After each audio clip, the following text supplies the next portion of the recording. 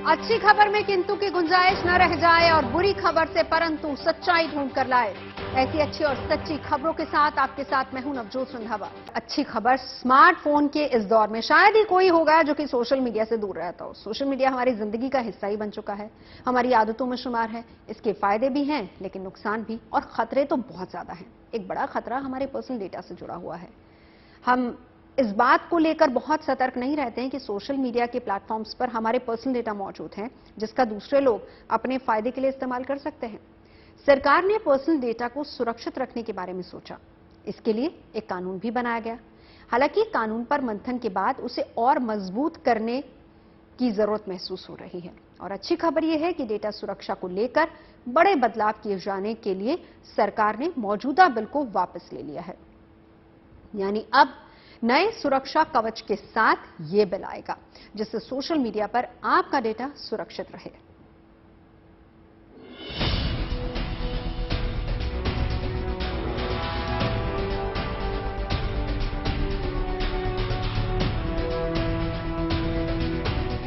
Social media पर अब न आपकी डिटेल्स को लेकर कोई छेड़छाड़ होगी, न चुपके से आपकी जानकारी हासिल करके कोई धांधली कर सकेगा, और न ही आपकी जानकारी की ऑनलाइन चोरी होगी। क्योंकि सरकार सोशल मीडिया यूजर्स की पर्सनल डिटेल्स सुरक्षित रखने के लिए पर्सनल डेटा प्रोटेक्शन बिल को और मजबूत करने जा रही है। ज्वाइंट पार्लियामेंट्री कमेटी की रिपोर्ट आने के बाद मौजूदा बिल को सरकार ने वापस ले लिया है, लेकिन इसमें कई बड़े बदलाव करने के बाद सरकार इस बिल को शीतकालीन सत्र में पेश कर सकती है। The Joint Parliamentary Committee did a very extensive work. They consulted a very large number of stakeholders, and after all that consultation process, the Joint Committee of Parliament gave a very comprehensive report. The report recommended 81 amendments in a bill which was of 99 sections. It was practically rewriting the entire bill. Then apart from those amendments, there were some very major, about 12 major other suggestions which were there from the committee. So to make sure that we do a very good comprehensive bill, it was important to withdraw the old bill, and very soon we'll be coming out with a new bill. सरकार की कोशिश है कि कोई भी company लोगों का personal data use न करे। इसके लिए मौजूदा कानून में कई प्रावधानों को हटाया जाएगा और कई प्रावधान इस बिल में जोड़े जाएंगे। अब गवर्नमेंट उनको सारों को इनकॉर्पोरेट करना चाहे तो उसमें दो बिल हो गए, एक तो ओरिजिनल बिल और एक जो अमेंडमेंट कमेटी ने सजेस्ट किए। तो मुझे लगता है कि गवर्नमेंट ने बिल्कुल सही स्टेप लिया कि उसको सारों को पूरे के बिल को जिस शेप में जिस हिसाब से कमेटी ने इतने अमेंडमेंट रिकमेंडेशन किए उनको वो इनकॉर्पोरेट करके नए बिल में और फ्रेश बिल जो गवर्नमेंट लेके आना चाहती है। और मुझे लगता है कि ये इसके सिवाय और कोई अच्छा निर्णय गवर्नमेंट के पास हो नहीं सकता था। जाहिर है 2 साल के विचार विमर्श और 5 विस्तार के बाद भी डेटा संरक्षण विधेयक में अभी भी बदलाव होने बाकी हैं। और इसकी वजह है देश के नागरिकों का निजी डेटा हर हाल में सुरक्षित हो। इस विधेयक को 2018 में जस्टिस BN श्रीकृष्ण की अध्यक्षता वाली विशेषज्ञ समिति द्वारा तैयार किया गया था। किसी के भी व्यक्तिगत डेटा का इस्तेमाल कोई भी कंपनी और सरकार किस तरह करे, इसे नियंत्रित करने के लिए इस बिल को लाया गया था। सरकार ने 11 दिसंबर 2019 को ये विधेयक संसद में पेश किया, लेकिन विपक्ष और जानकारों ने इस पर आपत्ति जताई और कहा कि बिल के प्रावधानों में निजी डेटा को लेकर पर्याप्त सुरक्षा नहीं है। जिसके बाद दिसंबर 2021 में विधेयक पर विस्तृत विचार विमर्श करने के लिए इस बिल को संसद की संयुक्त समिति के पास भेजा गया, जिसके बाद अब संयुक्त संसदीय समिति ने इस विधेयक में 81 संशोधन सुझाए हैं और डिजिटल इकोसिस्टम पर मजबूत व्यवस्था तैयार करने के लिए 12 सिफारिशें की गई हैं। डेटा के क्रिएशन में जो जनता है वही प्रोडक्ट बन गई है। उसकी निजता, उसकी पूरी जानकारियां उजागर हो रही हैं, बिक्री हो रही हैं। दूसरे नंबर पर जो ऐप्स हैं वो सारी जानकारियों को हासिल करने की अनुमति ले लेते हैं और उसके लिए कोई चॉइस नहीं है कि आप उसकी अनुमति नहीं दें तो अनुमति के बगैर आप ऐप का इस्तेमाल कर ही नहीं सकते हैं। तीसरी दिक्कत क्या है कि चूंकि डेटा सुरक्षा के बारे में कोई प्रभावी कानून नहीं है, आज तक बड़ी कंपनियों के ऊपर कोई जुर्माना नहीं लगा है और भारत में कोई ऐसी व्यवस्था नहीं है, ऐसी कोई अदालती सिस्टम नहीं है जहां पर लोग अपने, अगर उनकी डेटा ब्रीच होती है तो उसमें जाकर के लोग मुआवजा ले सकें या सू कर सकें, तो उस टाइप की व्यवस्था नहीं है। इस वजह से डेटा सुरक्षा का पुख्ता कानून नहीं होने का सबसे बड़ा दुष्प्रभाव 3 जगहों पर पड़ रहा है। आम जनता की प्राइवेसी और सुरक्षा खतरे में है, राष्ट्रीय सुरक्षा को दिक्कत हो रही है और जो भारत की अर्थव्यवस्था है उस पर भी डेटा लोकलाइजेशन और डेटा पर जो टैक्स नहीं वसूलने से वो अर्थव्यवस्था भी डगमगा रही है। जाहिर है संसदीय समिति की सिफारिशों के आधार पर सरकार नया विधेयक तैयार करने वाली है और फिर उसे संसद में पेश किया जाएगा। Bureau report, good news today. जब से पर्सनल डेटा प्रोटेक्शन बिल संसद में रखा गया, विपक्ष इस बिल का विरोध करता आया। विपक्ष के सांसदों का कहना है कि केंद्र सरकार कानून के दायरे से जांच एजेंसियों को बाहर रखकर उन्हें बेहिसाब ताकत दे रही है। इसके अलावा कुछ सांसदों ने यह मुद्दा भी उठाया कि इस बिल में उल्लंघन करने वाले टेक कंपनियों पर कम जुर्माने का प्रावधान किया गया है, यानी जो कंपनी नियमों का उल्लंघन करेगी उन पर और ज्यादा जुर्माना लगाना होगा। संसदीय समिति ने डेटा लीक को रोकने के लिए कानून में कई तरह के प्रावधानों की सिफारिश की, जिसके बाद उम्मीद अब ये लगाई जा रही है कि सोशल मीडिया कंपनियों पर नकेल कसने के लिए सरकार कानून को और मजबूत बनाएगी, यानी सोशल ऐप्स जैसे कि फेसबुक, इंस्टाग्राम, गूगल और अमेजॉन कोई भी भारतीयों के डेटा के साथ छेड़छाड़ करेगा तो भारी जुर्माना भरना होगा। किसी भी ऐप के लिए कोई रियायत नहीं होगी। कोई भी कंपनी अपने निजी फायदे के लिए यूजर्स का डेटा लीक नहीं कर सकती है। आम लोग कैसे इस कानून से जुड़े हुए हैं और इसमें बदलाव होने के बाद आम लोगों को कितना फायदा होगा और कैसे फायदा होगा, सुनिए साइबर एक्सपर्ट और नेशनल अफेयर्स के एडिटर राहुल श्रीवास्तव से। कई बार आपने देखा होगा कि आप किसी एक सोशल मीडिया प्लेटफॉर्म में प्राइवेट चैट में हैं और आप बात करते हैं कि साहब आपको एक नया जूता खरीदना है और कुछ ही देर में सोशल मीडिया के उन साइट्स पे आपको जूतों के एड्स आने लगते हैं।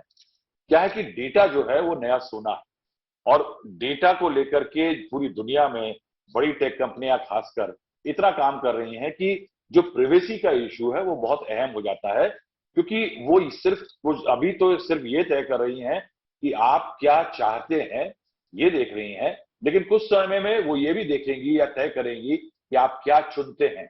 इसलिए एक डेटा प्रोटेक्शन कानून की भारत में, जो कि दुनिया के सबसे बड़े इंटरनेट यूजर्स के देश में से एक है, जहां 100 करोड़ के करीब स्मार्टफोन हो चुके हैं, ऐसे देश में आज तक कोई एक व्यापक डेटा प्रोटेक्शन कानून नहीं है। यानी मेरा डेटा अगर ब्रीच होता है, मेरे डेटा की गलत इस्तेमाली होती है, तो मेरा क्या हक है एक नागरिक के रूप में, ये आज तक तय नहीं था। और इस बात पे जो डिबेट है वो बहुत पुरानी चल रही है। इसकी शुरुआत शायद ठोस रूप से तब हुई थी जब 2017 में एक लैंडमार्क जजमेंट में सुप्रीम कोर्ट ने कहा कि राइट टू प्राइवेसी जो है वो एक मूल अधिकार की तरह से, जैसे कि फ्रीडम ऑफ स्पीच है, वैसे ही प्राइवेसी को एक मूल अधिकार सुप्रीम कोर्ट ने कहा था और उसके बाद से लेकर के इस पे काम शुरू हुआ था। इस पूरे में जो सरकार ने एक personal data protection bill parliament में आया था, उसमें ऑनलाइन स्पेस को रेगुलेट करना था, डेटा प्राइवेसी पर एक कानून की बात थी, पूरे इंटरनेट इकोसिस्टम में cyber security, telecom regulation, non personal data को जो इस्तेमाल हो सकता है या जो वैधानिक रूप से हो सकता है कि जिससे इकोनॉमिक एक्टिविटी बढ़ सके, इन सब पे बात होनी थी। इसको लेकर के जब ये बिल वापस हो गया है, देखना ये है कि सरकार अपने हक और हुकूक, जिसके खिलाफ काफी आवाजें उठी हैं और विपक्ष के तमाम सांसदों ने इस पे आवाज उठाई है, ये एक दोहरे मापदंड है कि एक प्राइवेट सेक्टर की तरफ इतनी बंदिशें हैं, लेकिन सरकार अपने आप को प्राइवेसी के मामले में डेटा को, किसी भी डेटा को एक्सेस करने की खुली छूट दे रही है। इस पे कितना बदलाव आता है, एक। दूसरा, क्या तंत्र होगा कि भारत के लोगों का जो डेटा है वो बाहर ले जा सके और वो कैसे एक्सेस होगा। और तीसरा, मेरे और आपके हक, कि मान लीजिए मेरा डेटा कॉम्प्रोमाइज होता है तो मेरे कानून में क्या प्रावधान है, कानूनी प्रावधान, कि मैं ये लड़ाई लड़ सकूं कि मेरा डेटा कॉम्प्रोमाइज हुआ है और इसके बारे में मुझे इंसाफ की जरूरत है।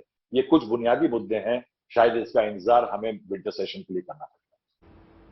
आगे बढ़ते हैं। इतिहास गवाह है कि जंग से सिर्फ तबाही होती है, जंग में शामिल देश, उनकी मौजूदा पीढ़ियां और आने वाली पीढ़ियां भी जंग की कीमत चुकाती हैं। पिछले करीब 6 महीने से एक जंग यूरोप में चल रही है। यूक्रेन और रूस के बीच युद्ध हो रहा है। दोनों देशों पर बुरा असर पड़ा है। यूक्रेन के कई शहर खंडर में तब्दील हो गए हैं। हजारों लोगों की जान चली गई है। लाखों लोगों को पलायन करना पड़ा है। ये नुकसान इतना है जिसकी उम्मीद खुद रूस ने भी कभी नहीं की होगी। यूक्रेन की अर्थव्यवस्था को अब तक 600 अरब डॉलर से ज्यादा का नुकसान हो चुका है और खुद रूस की अर्थव्यवस्था भी युद्ध से चरमरा गई है। कहा यह जा रहा है कि दोनों देश जंग में उतना गंवा चुके हैं जितना शायद वो 4 साल में कमाते हैं, यानी जंग हर हाल में रोकी जानी चाहिए। ये बात पुतिन और ज़ेलेंस्की जितनी जल्दी समझ लें बेहतर होगा। जंग की बजाय प्रेम जरूरी है और ये संदेश खुद उनके देश के 2 बाशिंदे दे रहे हैं। रूस का लड़का, यूक्रेन की लड़की, दोनों एक दूसरे से प्रेम करते हैं और अब एक दूसरे के हो गए हैं। और दिलचस्प बात यह है कि उनकी शादी हिमाचल प्रदेश के धर्मशाला में हुई है।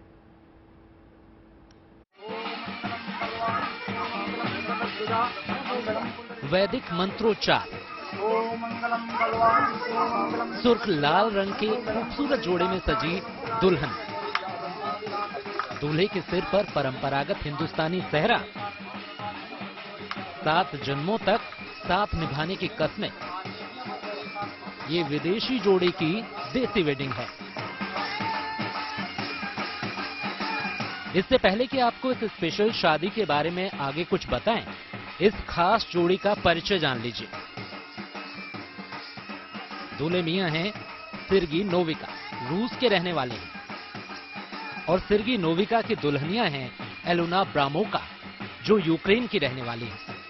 कुछ समय पहले आए, बोले हमने यहाँ शादी करनी है और यहाँ पे आके वो शादी कर गई और हमारा एक लड़का है रमन, उन्होंने शादी करवाई है और वो वेदों में पुराणों के अकॉर्डिंग उन्होंने शादी करवाई और बड़े बड़े आनंदित थे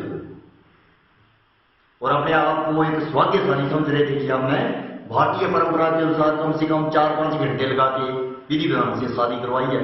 आजकल तो भारत में भी लोग इतनी श्रद्धा से नहीं करवाते।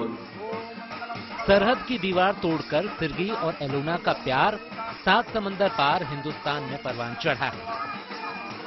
जंग के माहौल से दूर रूस और यूक्रेन के प्रेमी जोड़े ने शादी करने का फैसला किया, भारत आए। हिमाचल प्रदेश के धर्मशाला में दोनों विवाह के पवित्र बंधन में बंध गए। दोनों ने हिंदू रीति रिवाज से शादी की। धर्मशाला के खनियारा की खूबसूरत पहाड़ियों पर मौजूद दिव्य आश्रम खड़ौता में इस प्रेमी जोड़े ने न सिर्फ हिंदू रीति रिवाजों के मुताबिक विवाह किया, बल्कि अग्नि को साक्षी मानकर दोनों ने 7 जन्मों तक साथ निभाने के 7 वचन भी लिए। सनातन धर्म के अनुसार जो है अपना विवाह जो है यहाँ पे संपन्न किया है और हमें इस चीज का सौभाग्य मिला है कि हम सनातन का प्रचार जो है यहाँ से हो रहा है। बड़ी ही खुशी की बात है कि विदेश से भी जो है हमारे सनातन के लिए जो है विदेश में भी बहुत मान्यता है, उनके प्रति सनातन के प्रति उनकी श्रद्धा है। अपनी शादी में दुल्हन ने स्थानीय महिलाओं के साथ जमकर ठुमके लगाए और इस तरह अपनी खुशी का इजहार किया। इस स्पेशल शादी में स्थानीय लोग बाराती बने और प्रेमी जोड़े को शादी की बधाइयां दी। यूक्रेनी दुल्हन का बाकायदा स्थानीय लोगों ने कन्यादान भी किया। अब इनकी प्रेम कहानी भी जान लीजिए। रूस के रहने वाले सिर्गी नोविका यूक्रेन की रहने वाली एलोना ब्रामोका से कुछ दिन पहले ही मिले थे। दोनों देशों के बीच बिगड़े माहौल के बाद दोनों भारत आए। हिमाचल प्रदेश के मैक्लोडगंज के धर्मकोट में होम स्टे में रहने लगे। दोनों में नजदीकियां बढ़ी और दोनों ने शादी करने का फैसला किया। बेशक यूक्रेन रूस के बीच धधकती नफरत की आग के बीच शादी की ये तस्वीरें सुर्खियां बटोर रही हैं। वो भी क्यों ना, इस जोड़े ने सरहदों की दीवारें तोड़कर नया संसार जो बसाया है। मृत्युंजय पुरी, धर्मशाला, गुड न्यूज टुडे। अच्छी खबर महिलाओं के अधिकारों से जुड़ी, बच्चे की पहचान और मां के कानूनी अधिकार से जुड़ी है। इसलिए इस खबर को बहुत ध्यान से देखिए और समझिए भी। कुछ दिन पहले सुप्रीम कोर्ट ने बच्चे के सरनेम से जुड़ा एक बड़ा फैसला लिया है और ये फैसला सरनेम पर सामाजिक सोच को बदलने वाला है। जैसा कि आप जानते हैं कि बच्चे का फर्स्ट नेम उसके जन्म के साथ दिया जाता है, जैसे कि राकेश, सुरेश, रोहन, गीता, रिंकी या फिर सुमन। लेकिन लास्ट नेम परिवार से मिलता है, जैसे कि शर्मा, श्रीवास्तव, सिंह या फिर तिवारी। यानी नाम के बाद वंश, जाति, गोत्र या उपनाम सूचक शब्द को सरनेम कहा जाता है, जिसका निर्धारण बच्चे के पिता के सरनेम से होता है। हालांकि पति पत्नी अगर राजी हों तो बच्चे को मां का सरनेम भी मिल सकता है, लेकिन आमतौर पर, खासतौर पर भारतीय समाज की बात करें तो बच्चे का सरनेम उनके पिता के परिवार के सरनेम से ही मिलता है और यही सरनेम उसकी पारिवारिक पहचान बनता है। लेकिन अगर पति की मौत के बाद महिला दूसरी शादी कर ले तो पहली शादी से हुई संतान का सरनेम क्या होगा? क्या बच्चे को अपने बायोलॉजिकल पिता का सरनेम मिलेगा या उसे सौतेले पिता का सरनेम मिलना चाहिए? ये मामला थोड़ा पेचीदा लगता है और हकीकत में आंध्र प्रदेश की एक महिला के सामने ये उलझन बहुत बड़ी थी। महिला ने पति की मौत के बाद दूसरी शादी की। पहली शादी से उसे एक बच्चा था। दूसरी शादी के बाद महिला ने बच्चे को अपने दूसरे पति का सरनेम दिया। इस बात पर बच्चे के दादा दादी ने ऐतराज जताया और मामला कोर्ट तक पहुंच गया।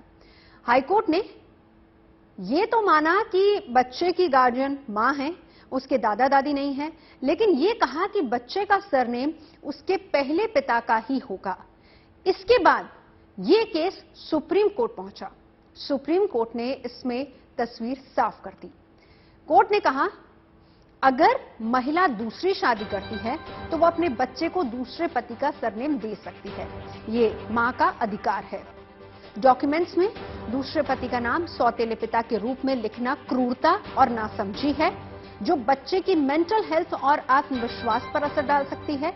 इसीलिए अगर मां चाहे तो अपने दूसरे पति का नाम संतान के पिता के तौर पर लिख सकती है। दूसरे पति का और बच्चे का सरनेम एक होना परिवार बनाने और बनाए रखने के लिए जरूरी है। कोर्ट का यह फैसला ऐसी महिलाओं के लिए काफी अहमियत रखता है जिन्होंने पति की मौत के बाद दोबारा अपनी नई जिंदगी शुरू करने की कोशिश की, दूसरी शादी की या करने का इरादा रखती हैं। उनके बच्चे के सरनेम को लेकर अब कोई कानूनी विवाद नहीं होगा। सरनेम क्या देना है इसका फैसला सिर्फ मां करेगी। लेकिन यहां एक चीज समझने वाली है, अगर मामला तलाक का है यानी बच्चे का पिता जिंदा है तो ऐसी हालत में दूसरी शादी के बाद महिला सिर्फ अपने मन से सरनेम का फैसला नहीं कर सकती, भले ही उसके पास बच्चे की कस्टडी हो, लेकिन सरनेम का फैसला उसे पूर्व पति की रजामंदी से ही करना होगा। आपको एक बात और जाननी चाहिए कि लिव इन रिलेशनशिप से पैदा हुए बच्चे के दोनों बायोलॉजिकल पेरेंट्स की सहमति से ही बच्चे का सरनेम तय किया जा सकता है। बहरहाल, पति की मौत के बाद बच्चे को दूसरे पति का सरनेम देने का अधिकार मां को मिल गया है और उम्मीद की जानी चाहिए कि इससे समाज की पारंपरिक सोच भी बदलेगी। सुप्रीम कोर्ट ने पिछले गुरुवार को एक महत्वपूर्ण फैसले में कहा कि पिता की मौत के बाद एक मां अगर दूसरी शादी करती है तो वे बच्चे का सरनेम तय कर सकती है और उसे अपने नए परिवार में शामिल कर सकती है। सुप्रीम कोर्ट ने कहा कि कोई भी मां बच्चे के बायोलॉजिकल पिता की मौत के बाद उसकी इकलौती लीगल और नेचुरल गार्जियन होती है। उसे अपने बच्चे का सरनेम तय करने का पूरा अधिकार है। अगर वह दूसरी शादी करती है तो वह बच्चे को दूसरे पति का सरनेम भी दे सकती है। कुछ दिन पहले आंध्र प्रदेश हाईकोर्ट ने एक फैसला दिया था कि अगर किसी बच्चे के पिता की मौत हो चुकी है तो दस्तावेजों में उसके सौतेले पिता का सरनेम यानी उपनाम दर्ज किया जाए। अब सुप्रीम कोर्ट ने इस फैसले को पलटते हुए कहा कि बच्चे के पिता के ना होने पर उसका सरनेम तय करने का अधिकार सिर्फ उसकी मां को है और उसे बच्चे को गोद लेने के लिए भी छोड़ने का भी अधिकार है। देश की सर्वोच्च अदालत ने कहा कि मां को नए परिवार में बच्चे को शामिल करने और उसका सरनेम बदलने से कानूनी रूप से रोका नहीं जा सकता है। सरनेम केवल वंश का संकेत नहीं है और इसे केवल इतिहास, संस्कृति के संदर्भ में नहीं समझा जाना चाहिए। और अब बात विश्वास के बंधन की, प्रेम के अटूट रिश्ते की। राखी का त्योहार करीब है, इसीलिए बाजार में रंग बिरंगी राखियां आ चुकी हैं। लेकिन सूरत में कुछ दिव्यांग बच्चे बड़ी ही शिद्दत के साथ जो राखियां बना रहे हैं वो बहुत खास हैं, क्योंकि ये राखियां बॉर्डर पर तैनात जवानों को भेजी जाएंगी ताकि दिन रात सरहदों की निगरानी करने वाले फौजी भाइयों को एहसास करा सके कि ये देश उनसे कितना प्यार करता है।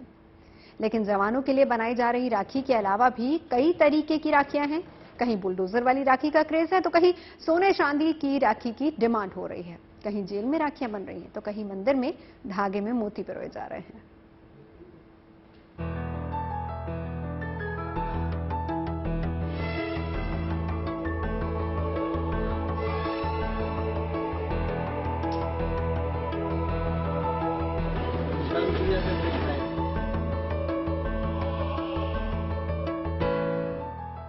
आ गया भाई बहन का त्योहार।